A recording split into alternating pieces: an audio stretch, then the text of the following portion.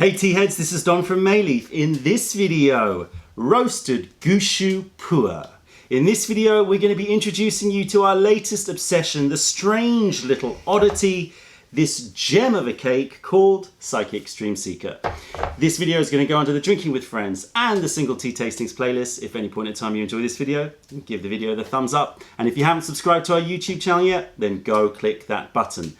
It's Friday night, I'm here with Celine. Hello. It's Friday, we've got that Friday feeling. I'm exhausted. Yeah, I know. I just come from work, but yeah, I'm up for it. And you're working the weekend, and so am I. So even though we work the weekends, it's still like you gotta it's Friday. still celebrate the Friday feeling. Yeah. Okay, yeah. And today, we've been waiting for this day for a few months.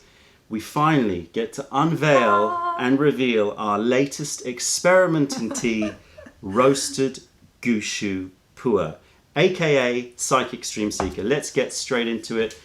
Let's just show them the artwork straight off. Go on, and this is Celine's latest artwork. Hold it close.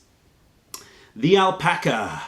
The alpaca, the Psychic Stream Seeker. The alpaca in the desert, mouth agape, shocked and surprised about something, and the psychic streams are surrounding him or her. Is it a him or a her? I don't know. Okay, we'll leave that for you to decide. Is it a him or a her, the alpaca? Is Psychic Stream Seeker a girl or a boy? Not quite sure, doesn't really matter. So, let's talk about this tea. We're going to scope the tea, we're going to taste the tea soon, but I think this tea needs a little bit of a backstory. It needs a bit of storytelling because it has a strange kind of origins. So, it started, what, May 2017? Yeah, around that time. So we were tasting lots and lots of Gushu raw PuErh. For those of you who think that we don't stock a lot of PuErh, and I know there are a lot of you out there that think we don't stock enough PuErh, we taste a lot, right? I mean, yeah, we taste a lot. Every season we must taste around 30. Easy, 30 to 50 different PuErhs. Yeah. And we select ones that we really, really love. Yeah. And we tend to select ones that that you can drink straight off the bat, immediately. The moment you buy it, it is delicious. So we've got Young Gushu 2017. We've done a video about that. I'll put a link in the description below. That's a perfect example of a Gushu that we found, lovely, amazing Gushu that we found, that's ready to drink, fresh, young and raw. And just easy drinker. It's an easy drinker. Like anyone that hasn't tried PuErh tea that comes to the shop, and I let them smell just the dry leaves, they're like, whoa, you know. Yeah, Young Gushu is one of our classics. And, you know, we always try to seek out amazing PuErhs that you can drink immediately. However, we are often frustrated by the fact that we get to taste these PuErhs which are incredibly rich, aromatic, complex. But because of the area that they're grown, they tend to have quite persistent bitterness, and that bitterness covers over all of those beautiful notes, and that bitterness is desirable. It is, yeah. It's not something that is negative, but it's just the balance is wrong, isn't it? Yeah, it's like it hits you so hard, you're like, whoa, but then you can taste the undertones of it, and it's kind of frustrating because you can't. It's super frustrating, and then you go through different infusions, and after like the 4th or 5th infusion, the bitterness dies down, and you can start to reveal all of those other notes that have been kind of covered over and hidden a little bit. But then the problem is that the tea has already given up a lot of its flavour, so it's kind of not as strong as it could be. And so there are some classic places where this exists, right? So the easy drinking places in general, okay, this is a generalization. Some of the easy drinking mountainous villages in Yunnan include Linsang, Shigui, Jingmai, Bingdao. These are places where, you know, more often than not, you can find Gushu, really beautiful, high-grade Gushu PuErh that is ready to drink immediately. So true. But then there are these mountains like Bangpen, like Lao Banjiang, like Lao Man Er, which is where this tea comes from, which are really potent, punchy, really amazing teas with quite strong effects. And the frustrating thing is that they have this bitterness, persistent bitterness.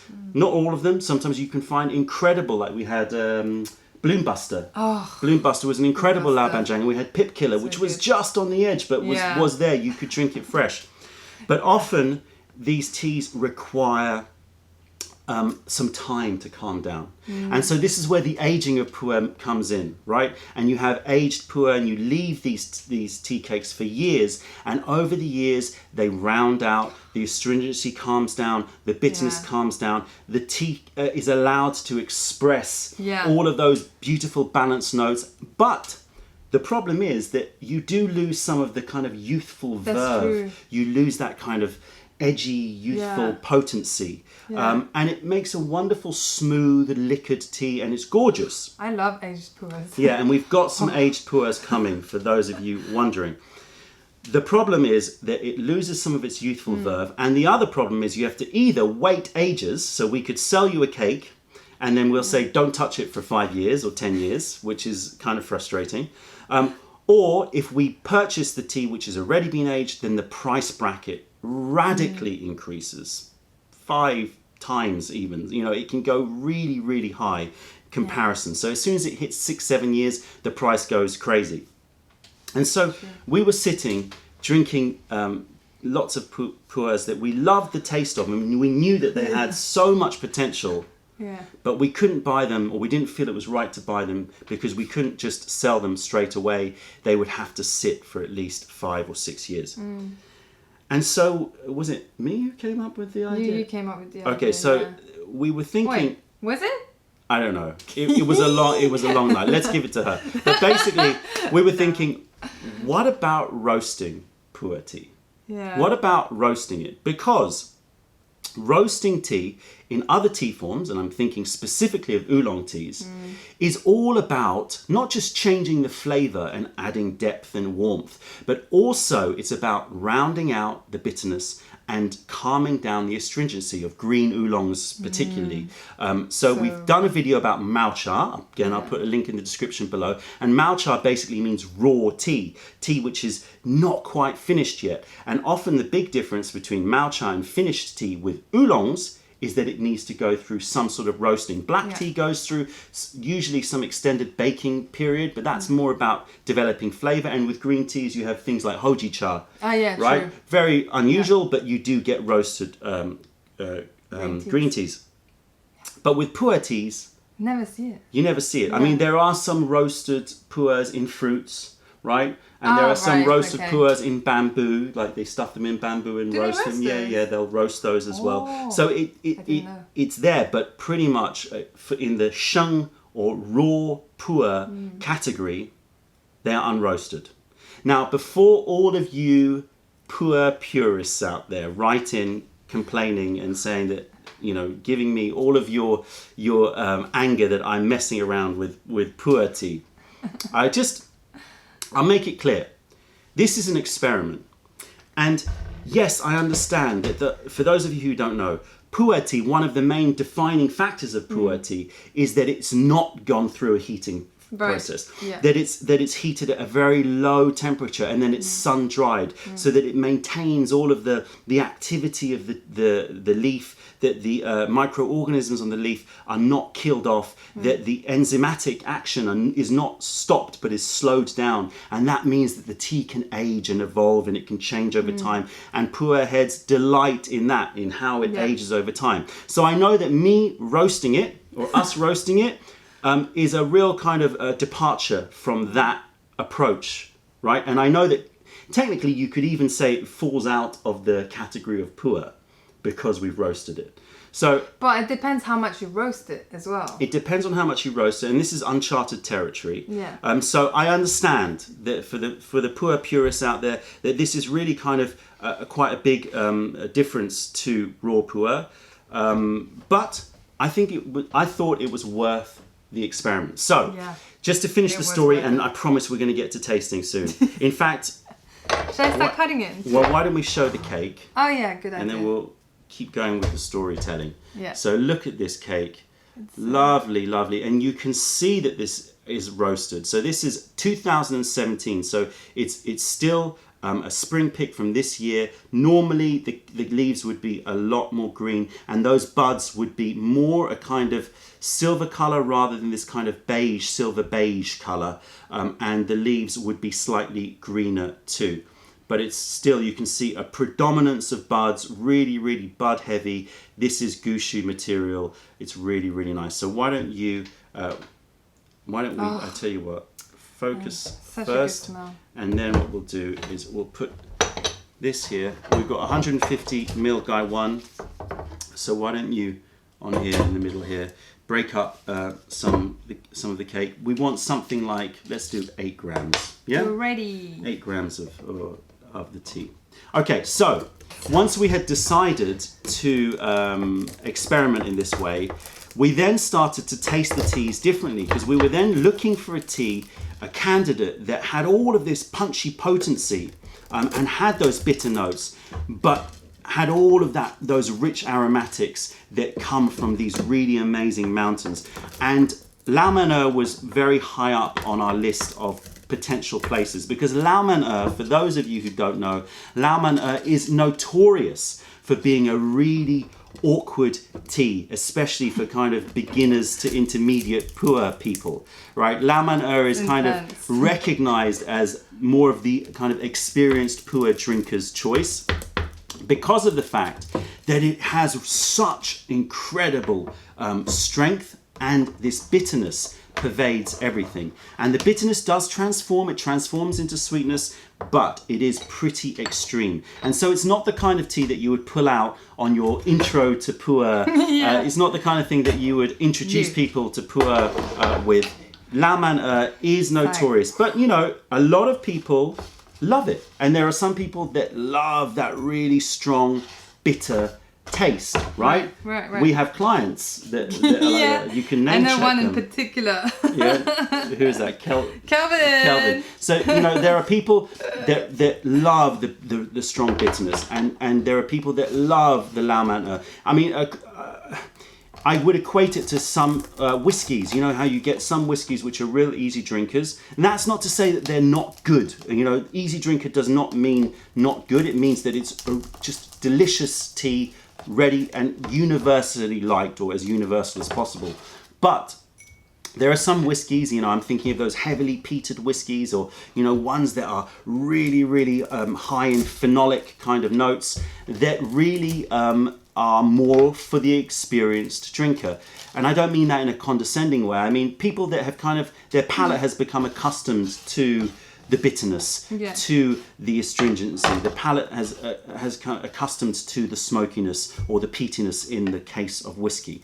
And Lao Man Er is renowned for being one of those mountains. That, you know, it's more of an experienced tea drinker's domain, and it has a kind of love-hate kind of thing to it. That's enough, no? You say 8. Okay, let's do 7. Let's do a bit more, tiny bit more. Okay, so we found this Lao Man Er, and immediately we said, right, let's go for this one. It was a big risk for us, because, you know, this is prime Gushu material from Lao Man Er. Lao Man Er may be a place which is, you know, more for the experienced pu'erh drinker, but because of that as well, it's very expensive. Lao Man Er is expensive material. So we took a risk. We bought in the Lao Man Er, and then we set about trying to figure out whether or not house roasting it in London would transform the tea, would allow the tea to express itself in a kind of similar way to aging the tea, but not the same. It's not the same as aging, but similar in the sense of rounding out the bitter notes, calming down the astringency, allowing the sweetness, the fruitiness, the starchiness to start to rise to the top and have a more balanced brew from day one. Yeah. We did a lot of, and it was heartbreaking. Yeah. Right? Because we went through a lot of really high quality tea, trying to work out the parameters, you know, the time, the temperature, you know, the position that you place it in the oven. So we have a roasting oven that we use specifically for tea. For those of you who didn't see our roasted duck ship oolong, I'll put a link in the description below again. That's where we started the house roasting. And so we did a lot of experimentation, and then we came up with what I think was the right formula. And I knew it was the right formula because when you and Lucy tasted it, Do you remember you came back that night? And I was like, whoa, what did you do to that? And like, I wasn't even sure if it was the same tea in a way. It was like so fruity. Fruity. Yeah. So I kind of figured, okay, I think I've found the right formula. Yeah. And we did the whole batch. Good. And now we've left them for nearly 3 months now. Because with all roasting, you want it to calm down. You don't want the predominance of roast immediately. You want it to calm down. And so we've left it. We put it into the shop in London, in Mei Leaf Tea House, as a kind of sneak preview for the last month. And some people have been trying it. And we've been kind of getting reactions from people. Yeah. But they didn't know it was roasted, right? No, they didn't. Right, so now we can reveal to everyone who tried it, this is a roasted pu'erh. We wanted to just test it out. Just to see the reaction has been really, really good. Yeah. Let's put it in here. And so finally, after all that storytelling, we can now taste the tea. So I'm going to break it up a bit more. Why don't you put some hot water in here? We're going to do a full 10-step tasting. Yeah. Oh. Is the... Yeah, so turn on the kettle. Oh, man. I'll give you a little look of these leaves again. I can bring it. Yeah, so if you bring it there. I'm not and we're going to it. scope the tea. So we'll scope it while you're holding it there. So this is spring 2017, specifically April 2017. The cultivar is the Daeyejong cultivar, which is an Assamica variety, which is the classic big leaf variety used for sheng or raw pu'erh tea. The origin is, as I said, Lao Man Er, which is in Bulang mountainous region of Yunnan. The material, very important, this is Gushu material. This is from estimated 400 to 500 year old ancient arbor. Pretty close, I think we're pretty close with the estimation of age. We can never be sure. I'm gonna always give the disclaimer, but we're pretty sure that it's between 400 to 500 year old tea trees. The picking is a bud and up to 3 leaves, and the elevation is about 1,700 to 1,900 meters, so high altitude, high elevation, and that's your scope. Why don't you give it a smell? See what notes you're picking up with the smell. While I show the cover one more time. We'll talk about the name in a bit, so you understand why we called it Psychic Stream Seeker. But I think you can pretty much figure out that this is all about the surprise and shock of what happens when you roast a pu'erh tea. It's so good, that smell. It's like, it has still the smell of your usual raw pu'erh, that minerality, like kind of, what is it? That like hot air kind of smell to it. But it has also it's not woody. It's like a roastedness, but not like when you're smelling a dan song or something like that. It's more mineral roastiness. It's no doubt the roast is there. You can smell it, and for those of you who didn't know it was roasted and tried it in our tea house, I'm thinking maybe you would have picked that up. Yeah. It is. You can definitely smell the roast. It resembles in a way some dark roasted oolongs, not a yen cha, but maybe more like a frozen summit or dongding oolong, those kind of Taiwanese roasted oolongs. Yeah. It has that note, but it has so much more in terms of the fruit. There's fruit in it, for sure. And the fruit is very, very bright. So this is one of the differences. When you age raw pu'erh, it becomes plummy and datey, and the fruit becomes dried and darker. True. Here, it smells, I'm getting a lot of lemon.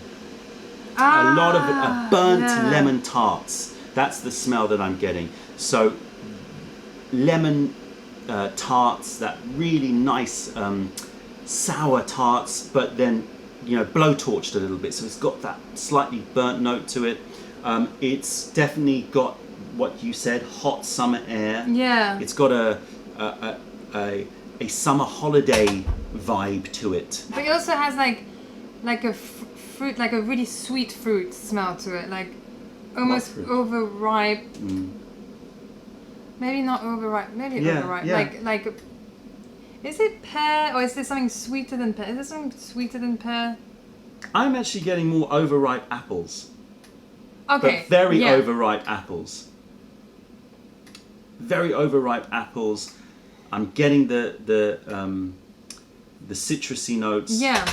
And the leaves look beautiful. I really have to say. I'll just show you one more time before we put water on it. But that slightly golden look to it, that's very similar to the look of an aged. So put some water in here so we can have a smell of the dry leaf properly. We're going to go for a full tasting. I'm so up for this. Yeah, so am I.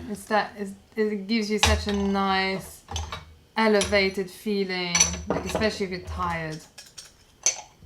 Might not sleep early. Well, like after the live session. that was a heavy night. That was heavy. Have a sniff again. I'm getting a little bit of nuttiness now, but not the actual nut. Oh my god. I love that smell. I love that smell. So what does it remind you of?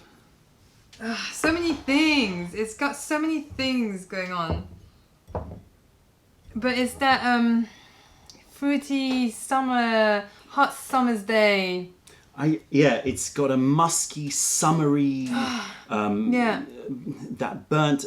I think the desert on here really is what we're trying to express. It really has that kind of dry desert aroma. I don't know what that means. It's not like a sweaty aroma. You know, it's like really sweet and fragrant and dry air. Yeah, it's like. But I also get, and I got this before, roasted peanut shells. So not the peanuts themselves, but the shells. When you take the shells off and you just sniff those shells of the monkey nuts, you know, the peanuts. It's just smelling peanuts. Yeah, but the the pithy white part where it's a little bit more woody than nutty than oily. I get that. So I get a lot of that. Okay. I have to say, when you said that, like that's what I was trying to get when we first smelled the dry leaf. I was like, but the apple is there. There's definitely some apple as well. Okay. I love that smell though. What I also notice is, and I'm not sure why this is chemically, but I also notice when you pour water on it, you get quite a lot of froth. Oh, Have you really? noticed that? No, you get quite a lot of froth there. So I don't know, it brings out something. Here, have a sniff of the lid and then the leaf. Ooh, okay, now it's changed.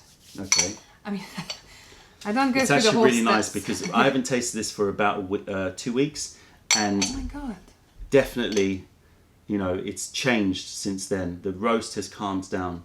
Ooh, it's got less of the fruity notes, and it's got more deeper, bassier notes. Yeah, that's quite surprising. This is what's so amazing about this tea, actually, is every time I taste it, it's different. It's a really strange one. I did quite a few tasting with my colleagues this week, and maybe it's because I didn't really... But we did smell the wet leaves, and it didn't smell like that. What does it smell like to you then? It smells actually really deep. You're right, very, very deep. I'm getting a muskiness to it. Yeah, there's a muskiness that's really pleasant. There's a burnt... we talked about it before, but those charred bourbon casks, those charred barrels. Yeah, but actually, this is not so alcoholic. No, it's not. This is more like apple, or like it's more like fruit woods, which have been charred. It reminds me a bit of... Okay, I've done this a few times before, and you had to cook rice properly. But when you burn your rice. Yeah. And like you move it around. Yeah, it's a good one. It's got that smell to it. But what's great is you've got high notes in it. You've got definitely pear, appley notes to it. Yeah. But you've got this kind of burnt woods, burnt starchy rice. I get that. Very nice. There's that nuttiness that comes through again, like the kind of peanutiness to it. I would recommend short steeps on this. Would you not? Yeah. Short steeps. short steeps, especially if you're not used to strong pu'erhs. So this is still a Lao Man Er. So Yeah. this is not about trying to hide its natural character. This is just about trying to round off some of the edges so that it can reveal its true potential. Yeah. Why don't you show... Oh, it's giving a lovely mist on top of there. Why don't you go and show the camera? Hold on. Okay, that's focused. What colour would you call that? It's kind of got a very interesting cloudiness to it. Yeah. Not something that you normally see with raw pu'erhs. That creamy cloudiness. Yeah. It reminds me of a gyokuro in its cloudiness. Yeah, true. It's almost like it's been increased in terms of its nitrogen content somehow. And it's got that. What color is it? That's like a cloudy apple juice. Yeah, so slightly oxidized, a bit rosy. Yeah, a little bit rosy. A little bit green, oxidized gold. Yeah. Okay, let's give it a taste. Once I'm in focus. Okay, so we're tasting out of the big cups. Now, I would actually potentially recommend people brewing this in a yixing, right? Just to, if you find that it's still a bit too much, we're going to taste it now. In terms of its astringency, a yixing will calm it down. I love the cut. I love the translucency of this. It's got, it's like one of those stones, you know? There's always like some... No, but I'm talking about the translucency of it, and it's really annoying because you can't really see it in the camera. Maybe I can see if I can put a torch on this. Yeah, I'll hold that. Why don't you hold that, and I'm going to see if I can get a torch on here. Sorry, guys. Go close. But you need to do the focus. I know. I need to do everything. All right, go close, focus. All right, now we're going to shine a light through it because I really want you to see... Shine a light through. This really glowing, cloudy consistency. Really, really interesting. I hope you guys can see that. I hope you can see it. All right, have a sip and see what you think in terms of texture. Let's focus on texture.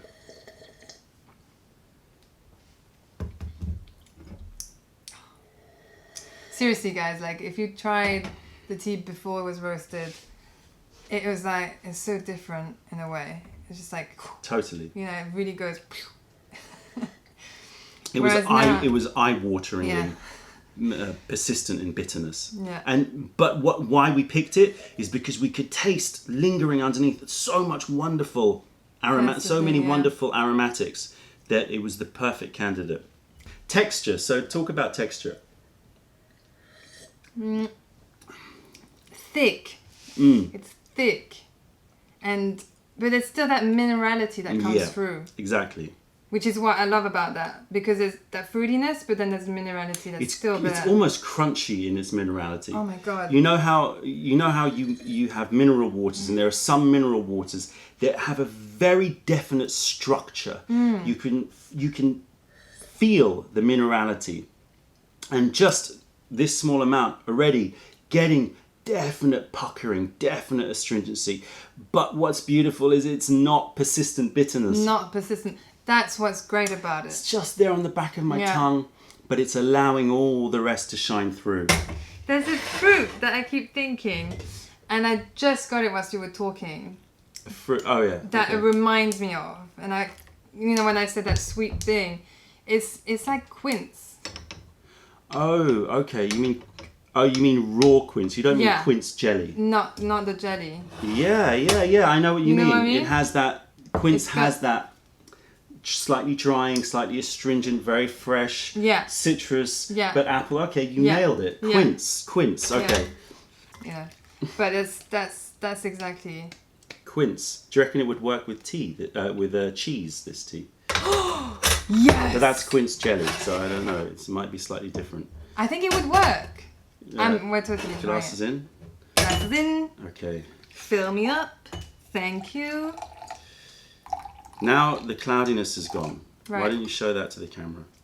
Oh my god. And this is what I meant before. Totally. There's something about the roasting of it that somehow on your first infusion you get a lot of bubbles, you get a lot of cloudiness. I'm not quite sure what's going on Thank you. You're welcome. Focus, focus, focus. Yes. Okay. Another taste. Yeah. Bizarrely enough, I know it sounds crazy, but already I'm starting to feel... The sweats? Yeah, like it's really warming. It's a very warming. Okay, so let's now talk about taste. We talked about quince. We talked about that burnt rice. That's definitely there. I still think I'm getting burnt lemon tarts. I love that. Yeah, burnt lemon Or maybe... tart. No, because it does. It has like a zesty lemon zest thing going on, which is weird because we were talking about it with Flavia at the bar today. She was like, "There's lemon. It's like lemon." Yeah. Yeah. But it's definitely, if you have a cocktail and they take the zest and they burn the zest. God. You know, Yeah, when they yeah, put burnt zest in. Yeah. It's that lemony, but definitely processed. And the bitterness reminds me of limoncello. Yeah.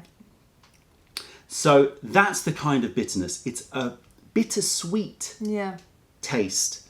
Yeah. But definitely persistent. More persistent than, for example, a Jingmai or a Bingdao, where you get the bitterness, or the monocle boss, right? Where you get the bitterness and then it transforms to sweetness, and you get... This definitely persists. Yeah.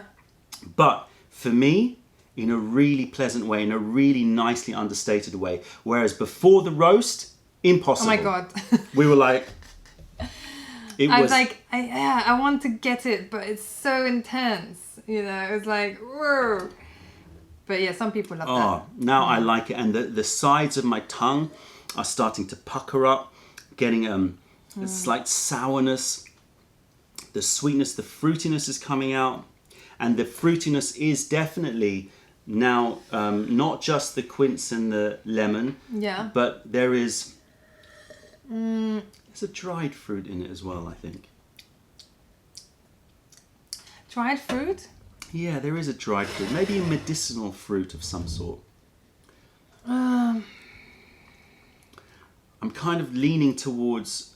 I'm thinking slightly ginseng. Yeah, there's that. There's a little bit of that ginseng herbal sweetness, but not too much. Again, I would really recommend quick infusions. Quick. Something in the region of... Oh my God, I feel so hot right now. 10 seconds is for the first time, and maybe just add 1 or 2 seconds. Don't add much more than that for next infusions. No. The leaves are just starting to open up. There are going to be lots of infusions in this. Lots and lots. Now they're going a nice green colour, kind of ochre green, golden... the apple yellow, you know, there's apple skin yellow. Yeah. Really, really nice. Thank you. Okay, third infusion, and it really feels like it's not even... it's not even started, but well, it's like... it started, but it has so the legs on this, really long. Yeah. Really, really long. This will give you lots and lots of infusions. And what we have found is that the flavour changes quite dramatically through infusions. And that was the case also with when we tasted the Lao Man Er when it was unroasted. It was really like shifting. And this is, I think, why these mountains, the Banjangs and the Bang Pens and the Lao Man Ers are so fascinating to pu'erh heads, because there's definite shifting flavours. Much more than other mountains. Really, really, you feel it. You can taste through the infusions. It really changes, but it's changing. Yeah, like from the first infusion. How many infusions is this now? Forgot. Third or fourth. Yeah, it's like it's changed so much. Like this one feels like it's almost like another tea. You know, like you've just... So how would you describe this taste? Sweeter. Sweeter, exactly. That's what I was going to say. It's definitely sweeter. Yeah. It's now now enough of the bitterness has been kind of washed away, so that you get that sweetness coming through. Yeah. It's got more of that lemon tart that you were talking about before. Whereas the one before was more of that quince, you know, sharper. This is amazing. Don't you feel super hot? Like every time I drink this tea, I have a moment of like, oh my God, like did someone put the radiators on? Like, it's very, very heating. This tea is very, very heating. This is a winter warmer if I've ever tasted one. For sure. Like, and it was like that when it was raw, so we haven't changed it. But what I notice with the sensation is the roasting of the tea seems to have taken down some of the caffeine content. Really? It doesn't feel as rushy to me as it did when it was raw, and it doesn't feel as rushy to me as your standard raw Gushu experience. And I mean that it's still energetic. Yeah. But it doesn't feel as, you know how you can get a bit jittery? Yeah. This feels more like high but settled. You know, warm. It is a bit more of a warming and... Like what? I was going to say like a stoned feeling. Yeah, it's got that more indica. Yeah. Well, no, it's got that. It's definitely still energetic. I don't want people to think that this is a calming tea. No. It's definitely energetic, but it doesn't have the same level of rushiness, which sometimes you love, but sometimes it's a bit too much with a Gushu. Yeah. You heat that up a bit more. Yeah, sure. It's a great conversation tea. I found that this is the tea that you can have really, really nice conversations with. Yeah. It's a really nice centerpiece tea. The smell of the wet leaf. Ooh. It's changed. Has it changed? Well, not changed so much. I think the taste has changed more than the smell. But I'm getting, in the taste and the smell, I'm getting more starchiness. So that burnt rice that you were talking about before. But I'm also getting definite, can I smell it again? Definite, oh my gosh. What? Rye bread. Dark rye bread. You know how rye bread has a sour note to it, a sour nutty note to it? Yeah. Rye bread. Really distinct rye bread. Those dark Scandinavian rye breads. Wow. Wow. I kind of had the moment of, it reminded me of when I was at art school and when you went to a wood workshop. It reminded me of cut wood. Yeah, it's really satisfying smell to me. Oh yeah, I see where you're going. I see where you're going. But that's that fresher note. It's a fresher note to it. Yeah. I still think there's a fruit that we haven't quite nailed. I know. But the quince is definitely part of it. But I think that there is something else, and I would say it's something that's a little bit drier. I was going to say jujube or red date, but it's not that sweet. No, it's not that sweet. It's not that sweet. What could it be then? Oh God! Give it another taste.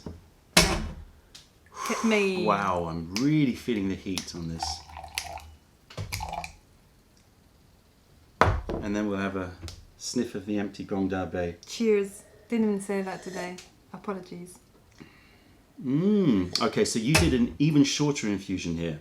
And now I'm getting a lot more of the grapefruit bitters. I'm getting that limoncello. Yeah. It has a real cocktail, mature drinker kind of taste. Oh my God, you got it spot on. Isn't it? That's so true. Like a bitters kind of cocktail. Like a Negroni, you know, those kind of bitters. Sorry. It's just that when you said Negroni, I was like, oh my gosh. Less orangey than a Negroni, but it's pretty close though. Yeah, it definitely has that Aperol bitterness to it. Whoa. I'm still going for this burnt lemon tarts and limoncello bitters. The fruit, I can't quite nail it. I just think Negroni now. Okay, work your brain, Celine. Fruits. I taste more pear than apples now. Ripe pears. Okay, you can smell the fruit that I'm tasting in the empty Gong Da Bei. It's much more predominant. You get that warm, slightly dried fruit smell, and I don't know what it is. Oh. Oh, please get it. I keep saying that fruit a lot, though. Apricot? No, it's not apricot. Damn. It's not apricot.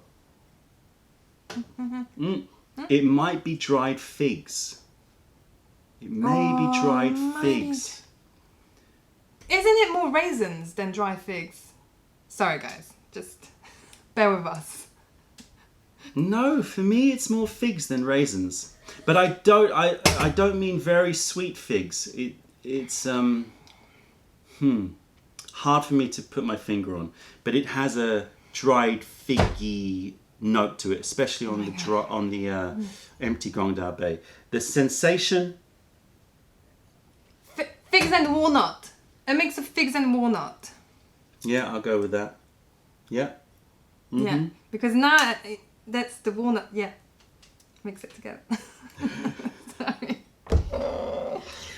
I'm boiling right now. I feel like I'm on fire. It's definitely this is dangerous. This will save money on your heating costs. Mouth sensation, dry. Dry and really interesting.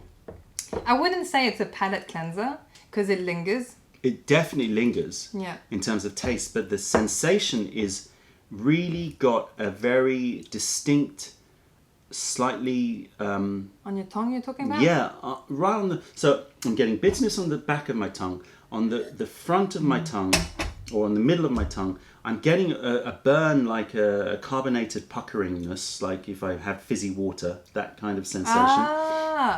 And on the sides of my tongue, juiciness. It's a really interesting mix. Let's do one more infusion. Yeah. I think that this is, as having tasted it raw and young and tasted it now, this has kept the characteristics of the tea. Of course, the roast has added some caramelly notes, some burnt wood notes. Caramel. It does have caramelly notes. Yeah, it does have some caramel. So it has changed the flavour slightly, but definitely it hasn't overtaken the tea. The tea, and this is why this tea could stand up to it, because it's got so much potency and so much richness and so many aromatics that were hidden in the raw tea, that roasting it has added that layer of warmth, added those caramel notes, but has shortened off and rounded off the persistent bitterness and allowed the fruits and the starchy sweetness to shine. And that is why I think that this is a successful experiment. And who knows, we may roast more Gushu PuErhs in the future. Maybe you've created a new type of tea. Well, I would actually like to hear what you guys think. Yeah. Right? All you PuErh people out there, have I broken cardinal rules here? Dun, dun, dun. Is this something that you just off the bat frown upon and you think, no, you've gone too far, Don. You've definitely gone too far this time. Don't mess with my Gushu PuErh. Have we gone too far, or are you excited to taste the results of this experiment? This is really, really nice sensation. Really, really nice body sensation for me.